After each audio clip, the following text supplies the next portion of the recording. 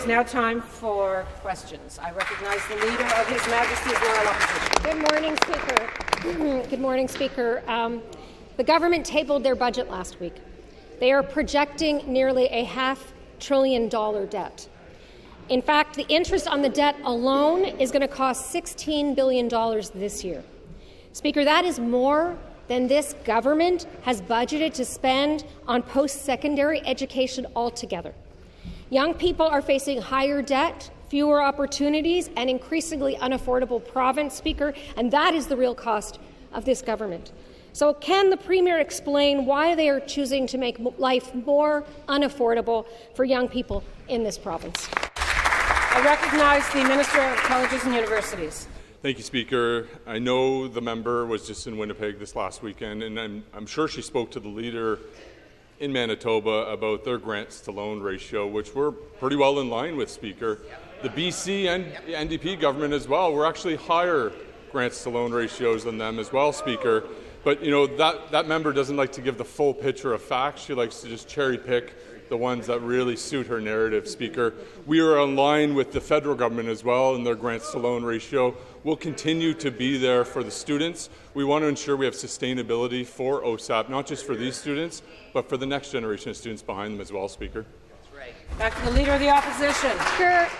Speaker, young people are being squeezed by all sides in this province. They are looking at higher student debt today, and they are looking at a growing provincial debt tomorrow. They are the ones who are going to shoulder the weight of this government's irresponsible, wasteful decisions. Long after this government and this Premier are gone, it is going to be the young people of this province today, the next generation, that are going to be paying off their debt. Why won't the Premier give young people in Ontario a fair shot at their future?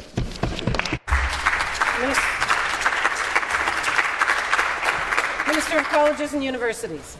I know the Leader of the Opposition won't tell young people this, but we just made a historic $6.4 billion investment, the largest investment in Canadian and Ontario history. Part of that investment is to ensure that high-priority programs that are needed to drive our economy are felt and they are funded properly. $3.3 billion is going to high-priority funding. Another thing she will not mention is the $1.7 billion that's going to add another 70,000 funded seats to ensure that we have accessibility, not just for today's students, but for the next generation of students as well, Speaker. In Budget 2025, we added 20,000 new STEM seats to our funded seats in the corridor, Speaker. That's almost 100,000 new seats that we've funded in both colleges, universities, and Indigenous institutes. But I know that member will not share that story, Speaker, because, you know, on top of all of that, we've increased operating funding from $5 billion to $7 billion this fall, which is a 30% increase in operating funding to ensure that we continue to have world-class institutions across Ontario. Final supplementary, the Leader of the Opposition. Speaker, those are college and university programs that students in this province will no longer be able to afford because of your government's choices. These are the same young people that had to suffer through class sizes growing out of control because of this government's cuts to per-student funding. Now they are facing cuts to OSAP grants. As they get older, they're going to face the consequences of this government slashing programs and making choices that leave them out. You know, budgets are a choice. So I'm asking the government, sacrifice the luxury spa in downtown Toronto. Sacrifice this fantasy tunnel under the 401. Sacrifice the Island Convention Centre. But for goodness sake, invest in providing the grants and opportunities that students need. Will you do that? Hear, hear.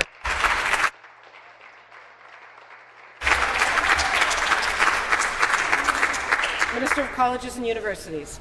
Thank you, Speaker. The changes we have made to OSAP and the grants-to-loan ratio are ensuring sustainability. If you don't want to believe me, believe the Auditor General in 2017, when a desperate Liberal government hiked the grants-to-loan ratio to try to stay in power. The Auditor General made it very clear it was unsustainable for the taxpayers and the people of Ontario, Speaker. But if that member wants to talk about affordability, let's talk about affordability. We are the government that froze and cut tuition in 2018, Speaker. We are saving the average university student over $1,800 every year since we cut and froze tuition, but the sector has changed, Speaker. But, I know she will not remind them of the Ray days, and I know it gets them really upset when I talk about the Ray days. But if they were in power, Speaker, tuition would have went up 3 times the rate of inflation. They really don't like to hear that, but when the Bob Rae government was in power, tuition went up over 50%, which was 3 times the rate of inflation, Speaker. If they were in power, or the third party was in power, tuition would be over $14,000 annually. Question, the Leader of the Opposition. Government's story is going to be one of irresponsible, wasteful spending on vanity projects for this Premier. It's outrageous. Now, Speaker, our hospitals are struggling, right? We are all feeling it. They've been very clear about what they need to improve services and deliver the care that Ontarians deserve. They asked for a 6% funding increase from this government, but that's not what they got in this year's budget. What they're getting is more of the same. The same funding that has led to overcrowded emergency rooms, that has led to hallway healthcare and burned-out healthcare workers. The status quo is not working. There are nearly 2,000 now patients a day being treated in hospital hallways, Speaker. This government was elected to end hallway healthcare. To the Premier, why have they let things get so much worse under their watch?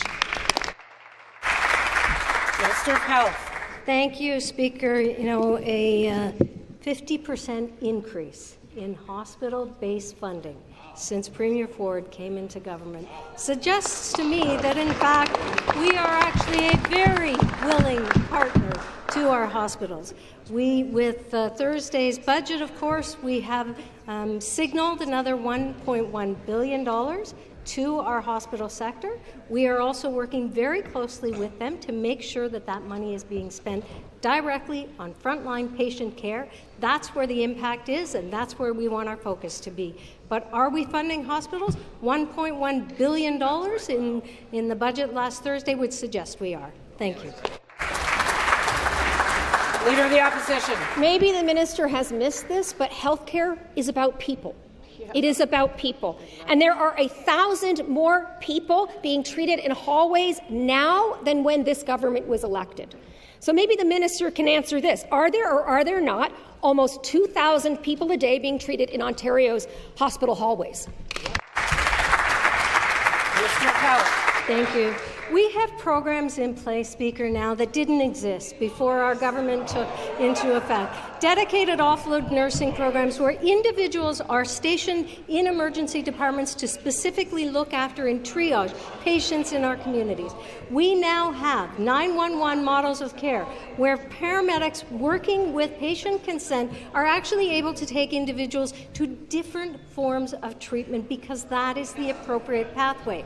Of course, $3.4 billion in primary care expansion.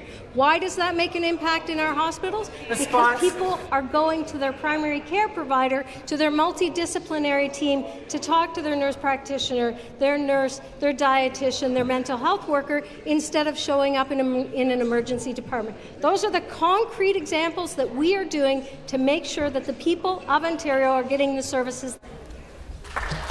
Final supplementary. What kind of fantasy is this? I mean, in January 2024, nearly 2,000 patients per day, on average, were treated in hospital hallways across this province.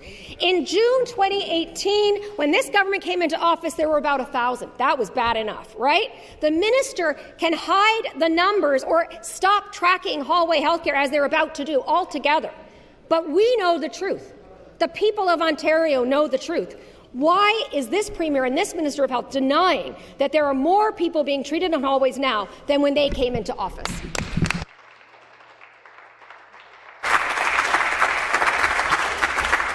Minister of Health. So, Speaker, we're talking about some of the programs that we've put in place that impact our hospital partners in a positive way. Of course, the other piece that we didn't talk about yet is the capital investments, whether it is in Niagara, whether it is in Mississauga, whether it is in Windsor, in London. We are investing in hospital capital projects $60 billion because we know that as Ontario ages, Ontario population increases, we also need the capital piece to be there. And, you know, I can look over at the investments that we made, whether it is a new hospital that we opened in Markdale, a new hospital that we opened in West Lincoln. Those are the investments that make a difference to people's lives in their community, and we will keep doing that because we see the impact it makes. Thank you. Recognize the Leader of the Third Party. Thank you very much, Speaker. Speaker, my question's for the Premier. And we all know that life is harder in Ontario right now. There are 700,000 people out of work.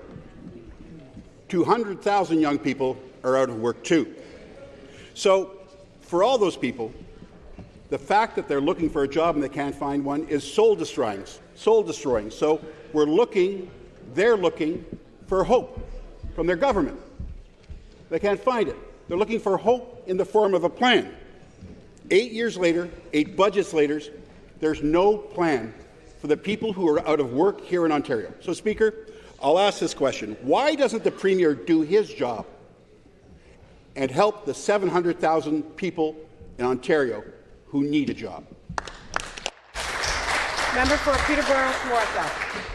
Thank you, Madam Speaker, and thank you to the member opposite for the question, because it gives me an opportunity to talk about the measures that Ontario has taken. When we were first elected back in 2018, we started focusing on the economy, ensuring that we were doing things that was raising that economy. We took our GDP from just over $700 billion to just over $1.1 billion this past year. Wow. And we've done it by investing in jobs. The member opposite wants to talk about some of the challenges that we face. We fully admit that there are challenges, and that's why we've been working on it. And there are more than 1 million people today working in Ontario that did not have jobs back in 2018. There are other measures that we have been putting in place to bring those jobs to Ontario. And when we take a look at the budget, one of the things for our youth to take a look at is the work that we've been doing with the with the SBECs, the Small Business Economic Development Groups. And Starter Plus is a perfect example. All of those young entrepreneurs who want to get ahead, who want to have a start with their own business, reach out to the SBECs, because Summer Plus and Starter Plus are fantastic ways for those. Leader of the Third Party. Speaker, there are 9,000 fewer manufacturing jobs in this province since when this tired-out-of-touch government took power. So, 8 long years, Speaker, 8 long years, and all we've had from this Premier and this worn-out government is a lot of talk. But I have to be fair. The Premier has created jobs. He's had record job growth, just in the wrong places. His office salary budget was $2 million in 2018. It's now $8 million. That's record job growth. But if you're one of the 700,000 people out of work, that's not the job growth you're looking for. The gravy train in this government, it just keeps on rolling. So, Speaker, I'll ask again, when is the Premier going to do his job? Guys, you're messing me up. When is the Premier going to do his job and help the 700,000 people who need a job? Member for Bay of Quinte. Madam Speaker, and thank you to the interim leader of the third party for that question. Let's talk about some of the programs that we've put in place to generate good-paying, durable jobs for the people of Ontario. Take a look at our OVIN program. We invested $56.4 million to support 770 small and medium-sized enterprises, the parts suppliers that are the lifeblood of our automotive industry. We created and retained 6,100 jobs through that program and leveraged $850 million from the private sector, a 16-to-1 return for the people of Ontario. Because of the measures that we've put into place over the last 2 years, we've attracted $68 billion in foreign direct investment, creating over 80,711 jobs. Take a look at our regional development programs. We've put forward $230 million to support companies across Ontario and creating over 5,500 jobs and leverage $2.6 billion from the private sector, an 11-to-1 return on investment for the people of Ontario. That is how we're growing this economy, and we won't be put off on it. Leader of the Third Party. Perhaps they didn't hear. 9,000 fewer manufacturing jobs than in 2018. So, when the Premier said stop we heard the Premier say stop the gravy train again and again and again. And maybe we just misunderstood what he was trying to say. Maybe he was saying is, stop the gravy train so my friends and I can get on. So, Speaker, here's another example. Executive offices in the Ford government in 2018, $34 million. Anybody want to guess what it is now? $82 million. And if you're one of the 700,000 people out of work in Windsor or Amherstburg or Sarnia or any city in this province, when you see that, you say, they're not looking out for me. Where's the hope? One last time. Will the Premier do his job and help the 700,000 people in this province who need a job? Member for Bay of Quinte. Thank you, Madam Speaker, and thank you to the interim leader of the Liberals for that question. You know, it's interesting. When you have a premier that actually gets things done, you need some staff to do that. Your government was able to run with Kathleen Wynne, 2 interns and a fax machine. That's the difference between getting things done and getting nothing done. This government has continued to build Ontario. We have $210 billion in capital that we're building roads, we're building hospitals, we're building bridges, we're rebuilding all those schools that your government closed. We are continuing to attract investment in this province, continuing to grow our economy, and we'll do that with no help from the Liberals or the NDP. Question, Leader of the Third Party. He's really getting things done. Record unemployment, record youth unemployment, right? The cost of living through the roof. That's really getting things done. So, Speaker, back to the Premier. We all know life is harder these days. It's a tired, out of touch, out of gas Conservative government. And we know that it's harder to put food on the table. Rent is going up. Energy prices are going up. And life is just so much harder for Ontario families. All they're asking for is just a bit of help. And this government, they're not getting it. Government is out of touch, out of ideas, out of gas. They're adrift. So, Speaker, why is there nothing in this budget to help families with their budgets? Member for Peterborough Kawartha. Thank you, Madam Speaker, and thank you to the member opposite for once again giving me an opportunity to talk about this, because we have been embarking on things to make life more affordable. We reversed the Liberal policy on electricity to lower the cost of electricity. We reversed the tolls that the Liberals put in on 412 and 418. We reversed increases in taxes by lowering the gas tax permanently by 5.7 cents per litre, saving families $435 a year on average. We reversed the Liberal policy on transit. We put in one fare to save families $1,600 a year. When you take a look at what we've done, we have spent so much time reversing the poor policies of the previous Liberal government to get us to the position where we are, and we can move forward now as a result of that. Leader of the Third Party. Well, if this side believes that electricity prices went down, I think we're getting to the core of the problem. They've gone up. So when I asked this question yesterday, a minister responded by saying, when I said, what are you doing for families? They said, we fixed ticket resales. It was like, we fixed the thing we broke. Aren't you happy? And it's like, you know, the government's so clearly out of touch because they're focused on nice-to-haves. Right? They're talking about nice-to-haves when families are focused on need-to-haves. Food, housing, energy costs. They want a little bit of help. No HST relief on home heating and electricity. You could have done that in the budget. That would have been a little bit of help. They're not getting help. This government is out of touch, out of ideas, and they can't see what's happening in people's everyday lives. So, Speaker, why, again, one more time, you get another shot, maybe another one after this. Why in this budget is there nothing to help families with their budgets? Member for Peterborough Kawartha. Thank you, Madam Speaker, and thank you to the member opposite for the question. I'm not sure what world he lives in, but I do know that when we gave a $200 rebate back to the taxpayers of Ontario, they objected to it. $200 going right back into the pockets of the average person in this province. Now, that is real relief for those individuals.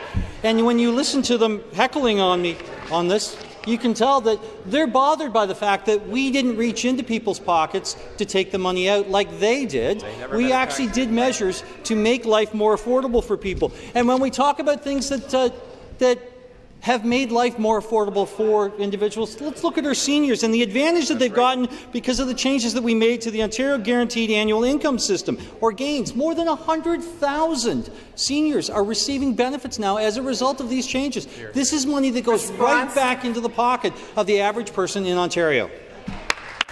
Final supplementary. It's so apparent that they just don't get it. They don't understand the reality of the everyday lives of Ontario families. They've lost touch. This government, this Conservative government, is adrift. So what are the priorities in the budget? What are the Premier's priorities? I am Billy Bishop. A floating fantasy island convention centre in Lake Ontario. A luxury spa. And, of course, I have to mention the tunnel that the Premier loves. So, Speaker, this Conservative government isn't taking care of those things that are important to families, right? They're focused on their own things. They're tired, they're out of touch, they're out of gas, they're out of ideas, and they're only out for themselves and their rich friends. So I will ask one last time, why is there nothing in this budget to help families with their budgets? Member for Peterborough-Kawartha. Thank you, Madam Speaker. And again, this really does differentiate between Liberal philosophy and real-life philosophy. Hear, hear. When you take a look at what the Liberals had done and the hardship that they put on the people of Ontario, we have changed that. There was not a single investment in Ontario. What we have been doing is investing in industry, investing in transportation, investing in infrastructure, and all of those things have raised our GDP from $700 billion to just over $1.1 billion. When we talk about relief for families, I know that I have 3 kids who are under the age of 30. I know all of them want the dream of home ownership, and I know that all of them are happy that we're reducing the cost of new homes by up to $130,000. The difference in your mortgage on that alone is from $3,600 a month down to about $2,400 a month, just in savings there. That means that homes will be affordable. People will be able to qualify for mortgages and have that dream of home ownership. Question. I recognize the member for Thunder Bay Superior North. Thank you, Speaker. Speaker, the government has been warned repeatedly that the lack of accessibility throughout the province is at a crisis level. Yet we learned this week that the Human Rights Tribunal has dismissed 97% of its cases without holding any hearings. The requirements of the Accessibility for Ontarians with Disabilities Act are useless if there's nowhere to go for redress. The rights of people with disabilities are not being protected. So I ask, what will the government do to end this discrimination? I recognize the Minister of Seniors and Accessibility. Thank you, Madam Speaker. Under the leadership of Premier Ford, the AOD driving change in Ontario every day. Our government has made more historic investment into accessible infrastructure, transportation, subways, and GO station than any other government. This includes 2,200 accessible buses we've delivered to municipalities. $275 million is being dedicated to making school accessible this year alone. We built AODA standard into Ontario Building Code. All new GO transit station, train platforms, bus stations adhere to AODA. These investments are making Ontario more accessible every day.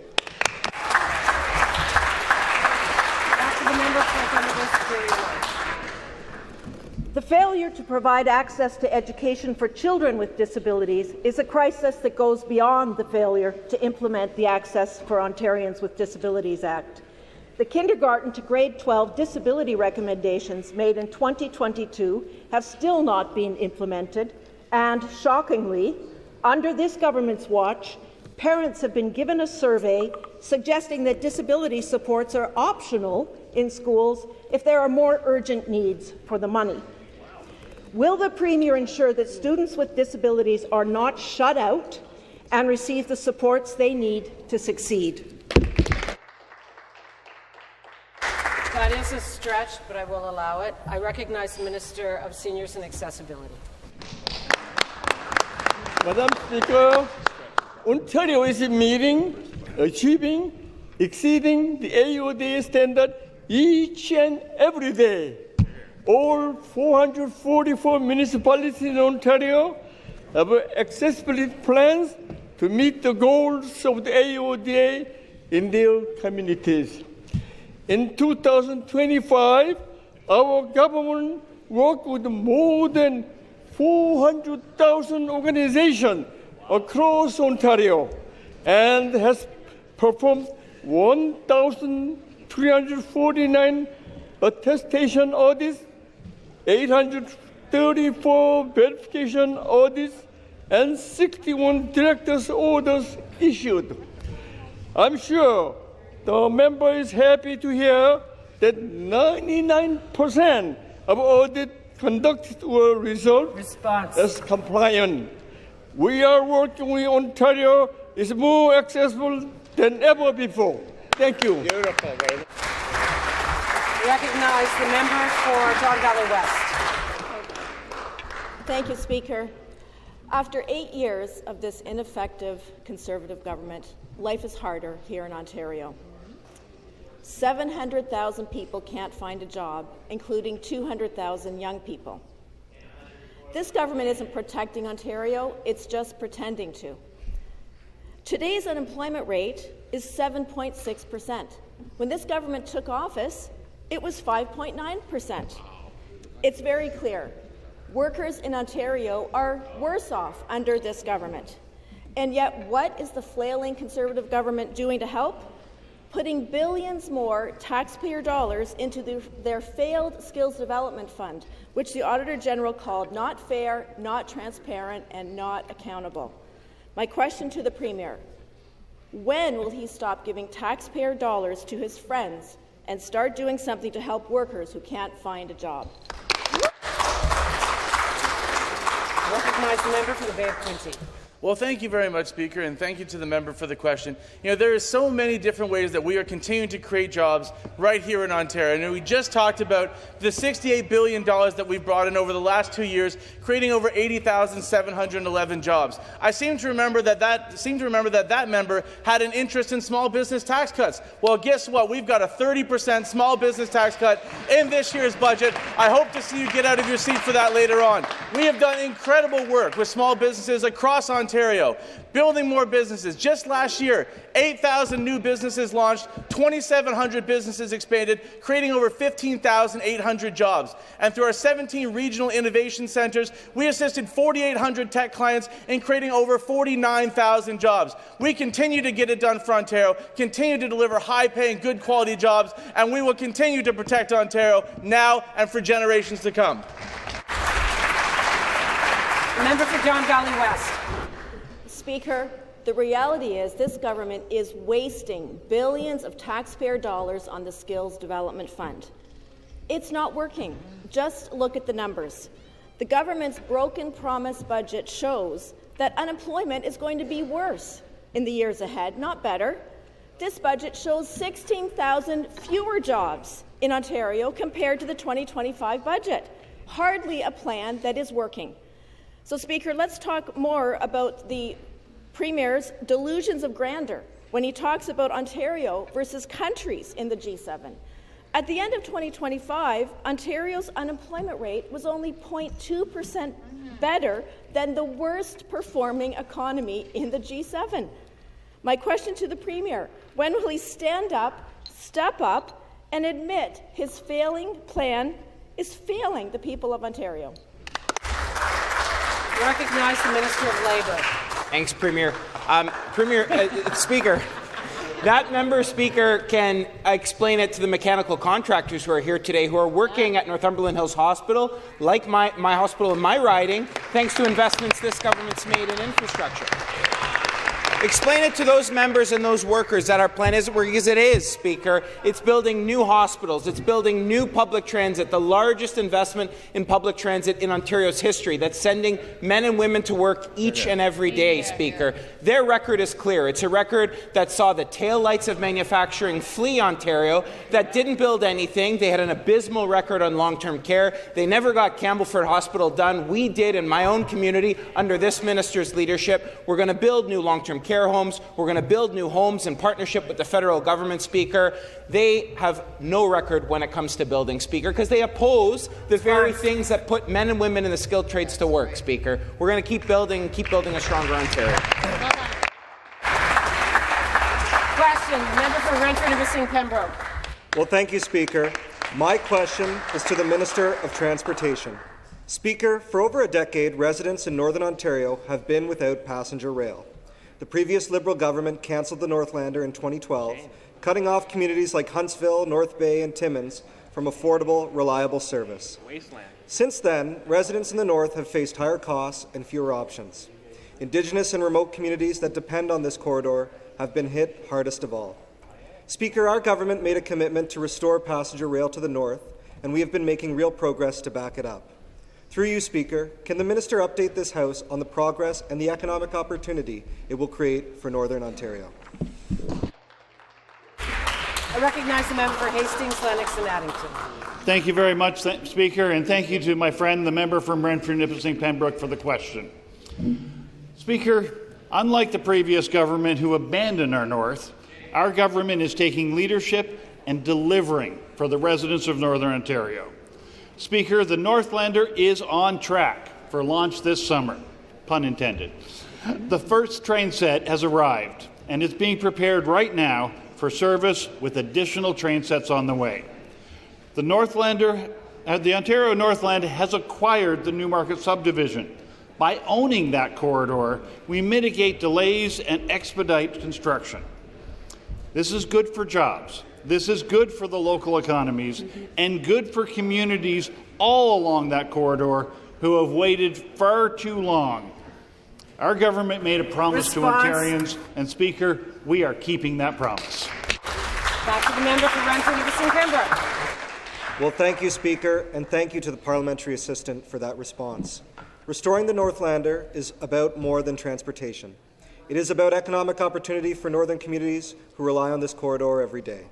Speaker, we know that a train is only as good as people's ability to reach it. That's why an integrated and efficient transportation network is vital, improving access for everyone, including rural and remote communities along the Northlander route.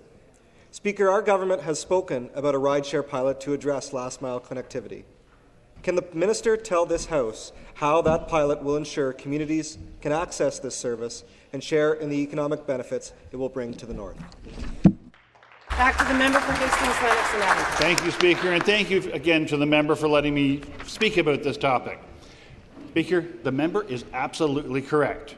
Getting people to the Northlander is just as important as the train itself. Our rideshare pilot will establish standards for operators and drivers and improve passenger access for communities all along the Northlander corridor.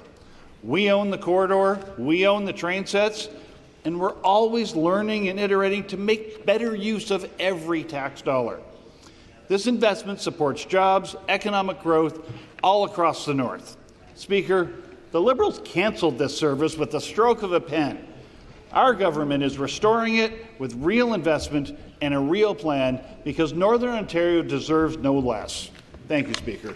I recognize the member for Parkdale High Park. Thank you, Speaker. Speaker, kids like Nico have been waiting more than 5 years on the wait list for the Ontario Autism Program. That's more than half their lives, for support that could help them speak, learn, and thrive. Parents like Nadine are still waiting to hear their child speak their first words and to learn the social skills that they need in school. Meanwhile, in schools without the early interventions, classrooms are under strain. We are seeing dysregulation escalate into crisis. We're seeing evacuations, lost learning for everyone. Today, 67,500 children are still waiting. Why didn't this budget commit the funding needed to finally clear the wait list and give children the services they needed? I recognize the Minister of Children, Community and Social Services. Well, thank you. Thanks very much, Speaker, and I want to thank the honourable member for the question. I guess maybe the NDP hasn't gotten around to yet to look at the budget, and in particular the record investment that was announced in the budget for the Ontario Autism Program, Madam Speaker. The funding of this program has increased by 232% since we formed government in 2018, Madam Speaker, including that recent investment of $186 million. And I want to thank the President of the Treasury Board. I want to thank the Minister of Finance. I want to thank the Premier for continuing to support this important program in this incredibly important ministry so that we can improve outcomes for children and youth across the province. Now, Madam Speaker, earlier today, the Leader of the Official Opposition said budgets are about choices. I agree with her. I hope that after voting against the doubling of the budget, Madam Speaker, in 2019, after voting against an increase of $60 million in 2024, after voting against $175 million last year, I hope they come around and actually support this increase this year.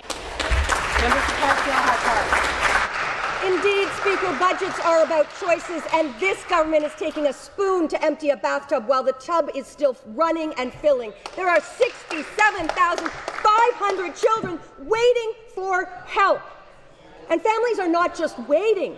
They are navigating a system buried in red tape.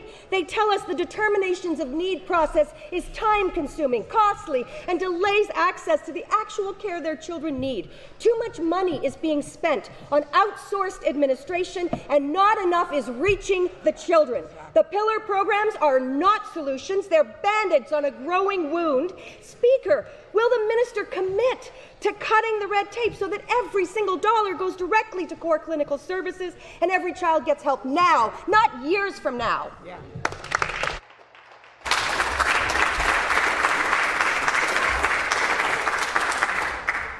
Minister of Children, Community and Social Services.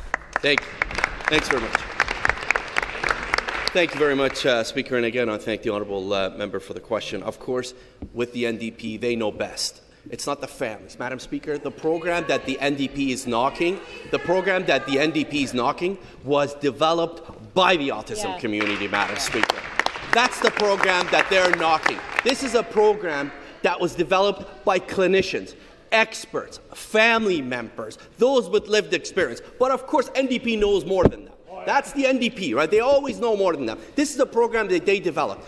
And if the member would like, she knows I do. I talk to families every single day. Why don't you call some of the families and ask them about the impact of entry to school? Ask them about the impact of urgent response, a program that was developed by families, by experts. So, Madam Speaker, as I've said it before and I'll say it again, we'll continue to support these important programs with or without the support of the NDP, Madam Speaker.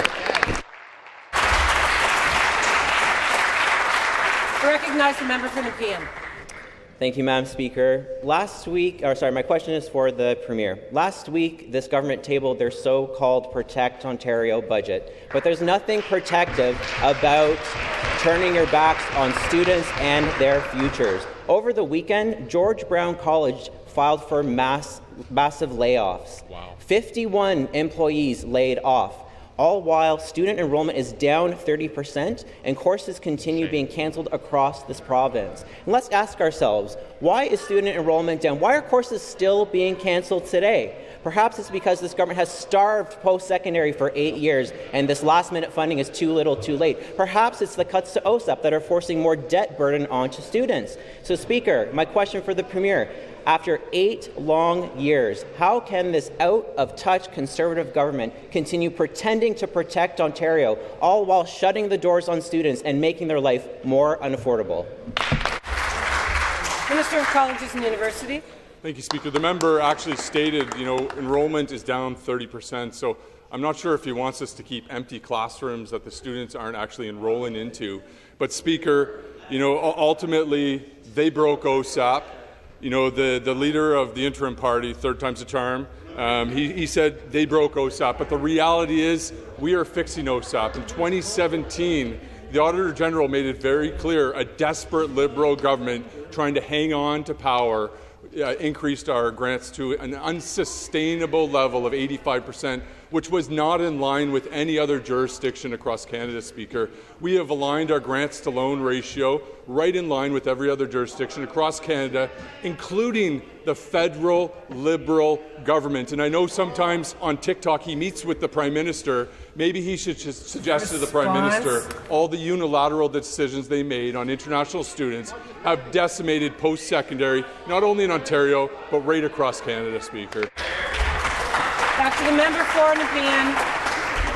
Thank you, Madam Speaker. I'm so glad the minister follows me on TikTok. It's a great way to talk to young people. I suggest that you do the same. You talk about OSAP is unsustainable, and that's why that you have to do this.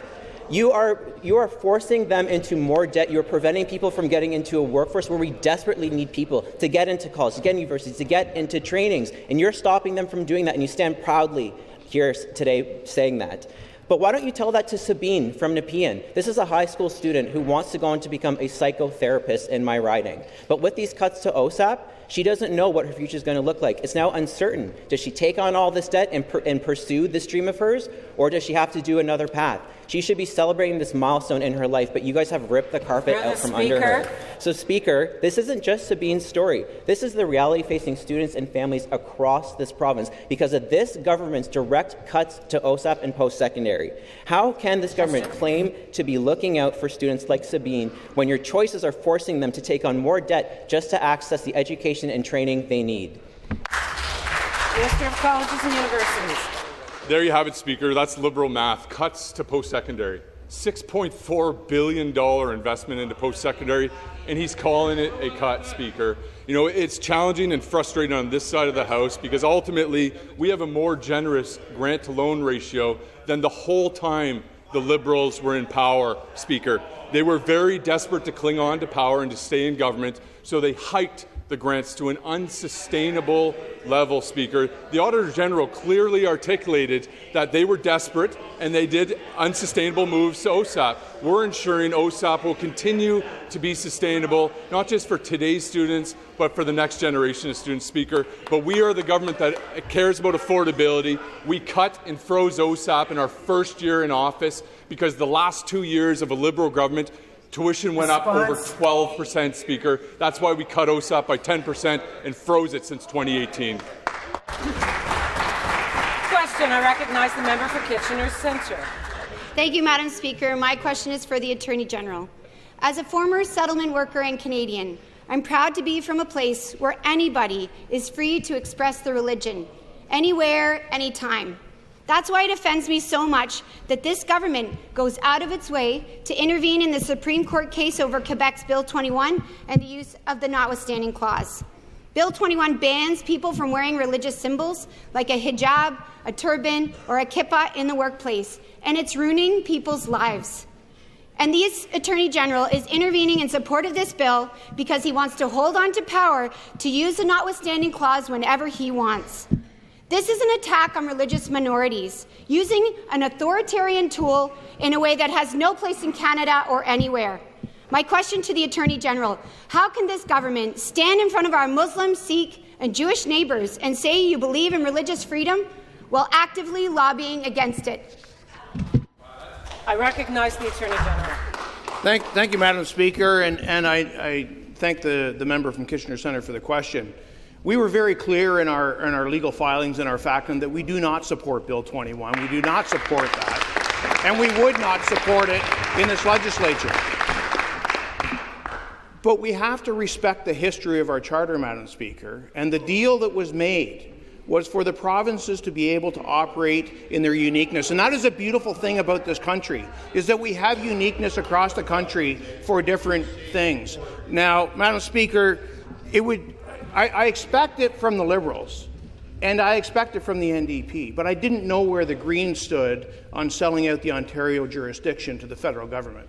Madam Speaker, that is exactly what is being proposed, is that we do not protect the Ontario either division of powers, Section 91, 92. We constantly have to remind the federal government about that, or the ability for the province to use the notwithstanding clause in the interest of Ontarians. Thank you, Madam Speaker. Back to the member for Kitchener Centre. Back to the Attorney General. That's a word salad. By supporting this use of the notwithstanding clause, he is supporting Bill 21. He is lobbying against religious freedoms, and he is saying it's okay to violate people's charter rights.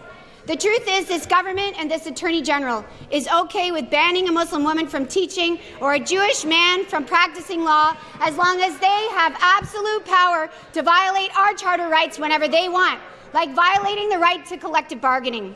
When religious minorities are facing an unprecedented rise in hate, we need them to stand with religious communities against this attack. We need them to stand with the World Sikh Organization, the National Council of Canadian Muslims, and so many others and say no to Bill 21. So again to the Attorney General, how can he look at these communities in the eye while actively lobbying for their charter rights to be violated?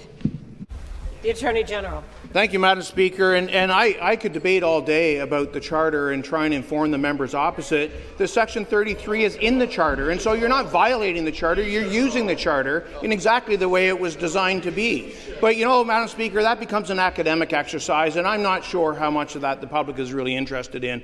I think what the public and our constituents are interested in are things like the $58 million that we have put into anti-hate grants for those in our communities. We will take no lessons from the party over here that introduces the likes of Fred Hahn up there. And we will take no lessons from individuals who are suggesting that we should stand up when we are standing up and we are putting our money where our mouth is, Madam Speaker. We will not apologize for that.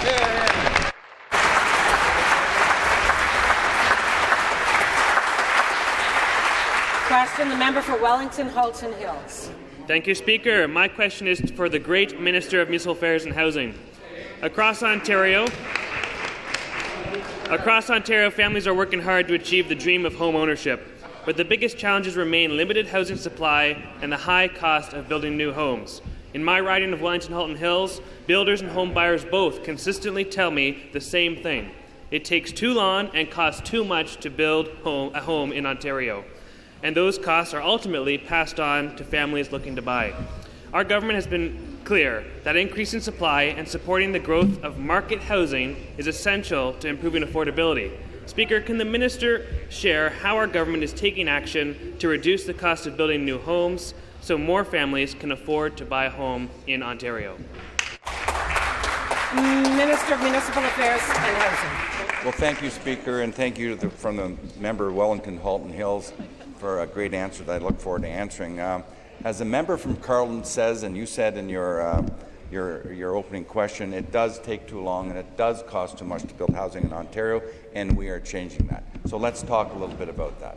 Bill 17, Bill 60, and now Bill 98 before the House today is changing how we get homes built. It's ending duplication. It's standardizing things like official plans, the building code. It's eliminating duplicative and waste projects like studies that make no sense to getting homes built. They're just getting in the way of getting shovels in the ground.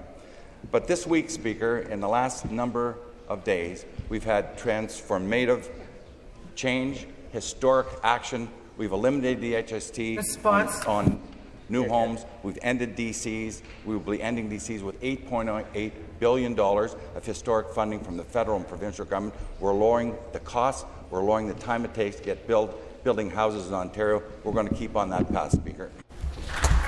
Back to the member for Wellington Halton Hills. Thank you to the Minister for sharing that great news. Speaker, we know that lowering costs is an important part of the solution, but we also know that time is money when it comes to building housing. Delays in approvals, excessive studies, and complex planning rules can add years to projects, significantly increasing costs. Our government has already advanced legislation to modernize the planning system and cut red tape. Speaker, can the minister outline how our government is continuing to streamline planning approvals, and build on previous reforms to make it faster and easier to build housing in Ontario. I recognize the member for Thornhill. Thank you, Madam Speaker.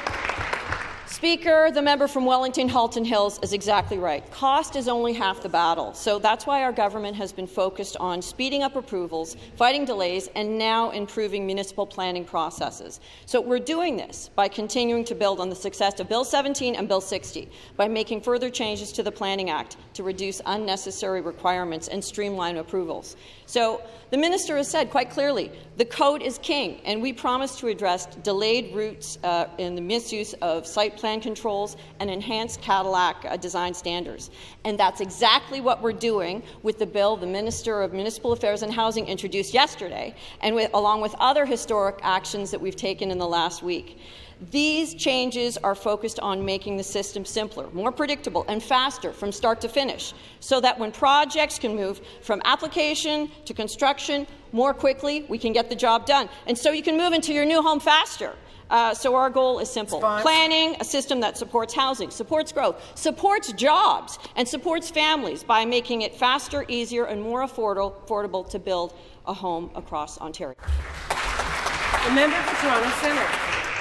Thank you, Speaker. Among the 700,000 job loss stories in Ontario is that of my constituent Nolan, who lost his job last year. He attended over 30 job interviews but can't find employment in his field. He has 2 kids, and his wife has been financially supporting the family now on her own.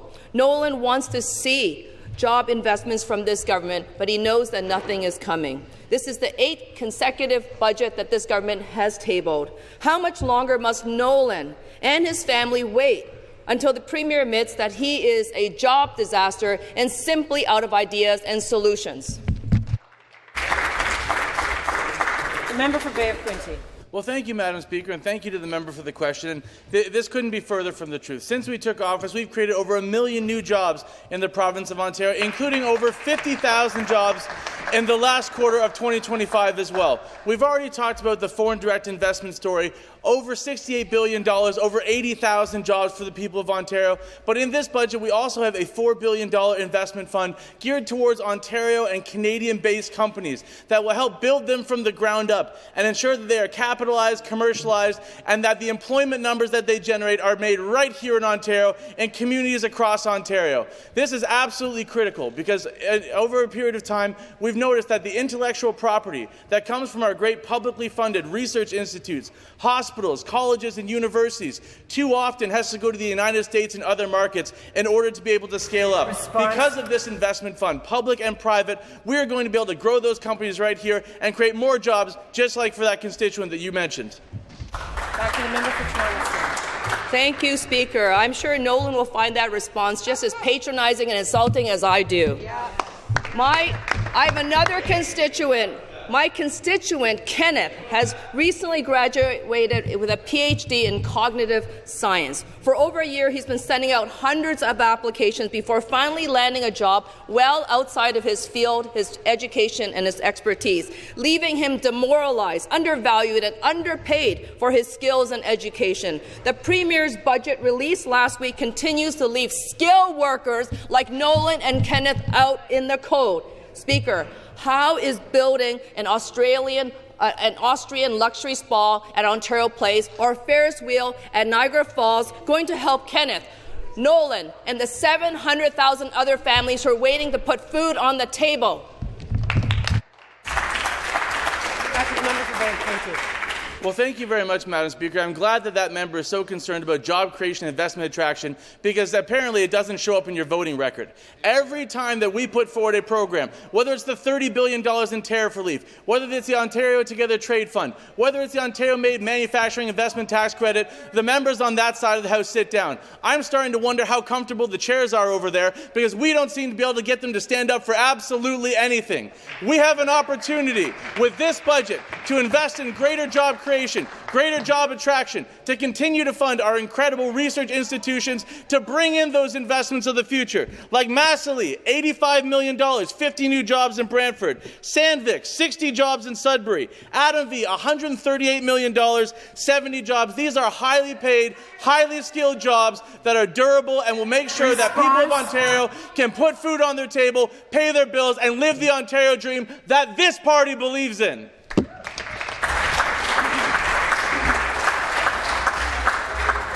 Question, the member for Ajax.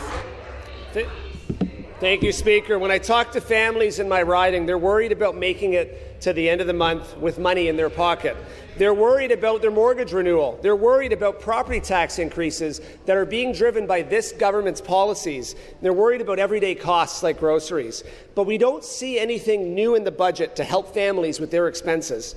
Nothing new for laid-off workers. Nothing to take the HST off home heating and hydro. What they did see was a tired and out-of-touch Conservative government with the most expensive Premier's office in our province's history, all while regular families are being left behind. So, Speaker, can the Premier explain why he thinks people should pay more to get less in return? Member for Peterborough-Kawartha. Thank you, Madam Speaker. And it's actually the opposite. This Premier believes that people should be paying less. This Premier believes that people should be paying less taxes. Here, here. And the people of his riding of Ajax, I'm sure, have taken the benefit of the fact that they don't have a toll on 412 and 418. Wow. That they don't have a toll on the 407 East any longer. I'm sure that the people in his riding of Ajax have enjoyed the fact that they've saved over $435 a year on gas tax alone. Wow. I'm sure that the people of Ajax have really enjoyed the fact that they received a $200 rebate check last year from the Ontario government, giving them back their own tax money. These are concepts that are foreign to the Liberals. The only time you see their hands in their own pockets is when the temperature is minus 40. Member for Ajax. Thank you, Speaker. I mean, that answer was a little bit interesting because this was a government that went into the people's pockets to give them back their own money. But here's a few things that this government could have done if they had listened to Ontario Liberals. They could have cut taxes for middle-income earners like the Premier promised 8 years ago. They could cut the HST on home heating and hydro. They could upload services that property taxpayers are footing the bill for. Or they can just stop the waste and manage our money responsibly. Per-person debt in our province is at $28,000, almost half the average salary of $64,000, which only went up 3% last year. Meanwhile, average salaries in the Premier's office went up 11% last year. Young people are struggling to find work. Layoffs are happening all across our province. And families, they're falling further behind. This is a government that's tired, out of touch, out of ideas, and out for themselves. Speaker, when can the people expect this government to finally start managing their money responsibly? Member for Peterborough-Kawartha. Thank you, Madam Speaker. To the people of Ajax, the Ontario government invested in a long-term care home to be built in Ajax to serve the people of Ajax. That is an investment in those people. And that is something that I'd like to point out that the member opposite voted against in budgets. So when we talk about the investment that Ontario is doing, when we talk about the things that are making positive differences, it is the investment in the economy. It is the jobs that are being created. More than 1 million jobs in Ontario today compared to 2018 when we were first elected. We reversed the disastrous Liberal policies around tolls. We reversed the disastrous Liberal policies around license plate stickers, saving 8 million car owners $120 a year. And there are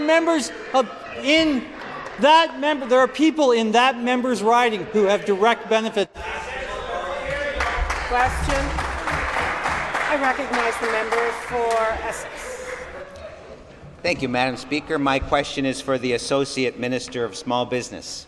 Small businesses are the backbone of our economy, and they represent approximately 98% of businesses in Ontario. In fact, small businesses and entrepreneurs together are responsible for approximately 3.5 million jobs in our province.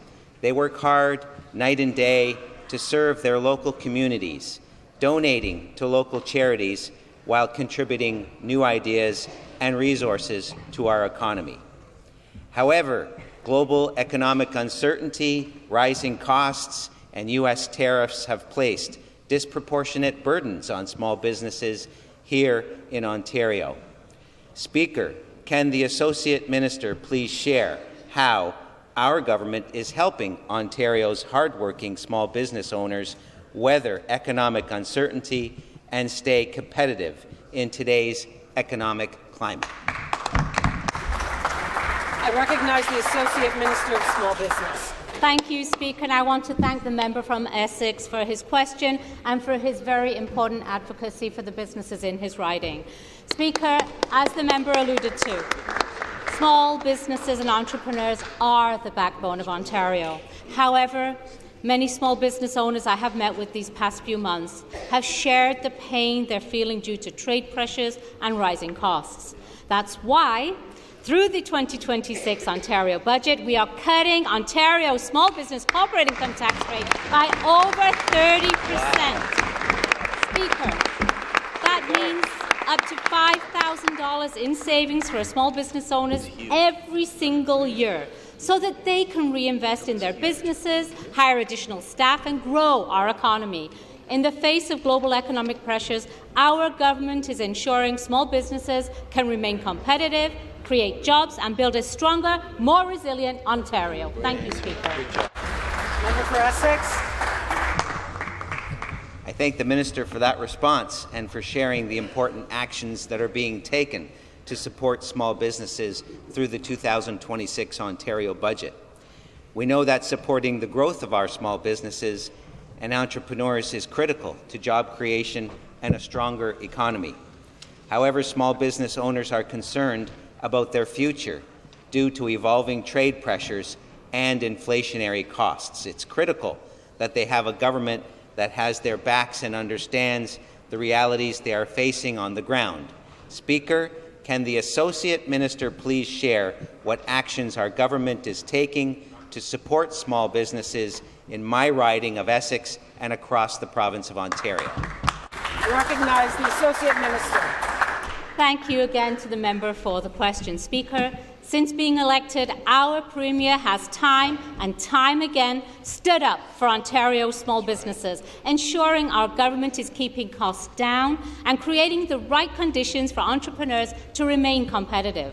Unlike the parties opposite, our record speaks for itself, whether it's by cutting the gas tax by 5.7% per litre, removing red tape to the tune of $1.2 billion, fighting against the federal Liberal carbon tax until it was scrapped, or reducing the small business tax rate by nearly 38% since we took office, from 3.5% to 2.2%. It's this Premier and this government that has never raised a single tax on the backs of hardworking people and businesses in Ontario, and we will always stand. I recognize the Minister of Colleges and Universities on a point of order. Thank you, Speaker. I'd like to correct my record. In response to the member from Nepean, I misspoke. In fact, it was the Liberals that increased tuition. We cut tuition by 10% and froze it.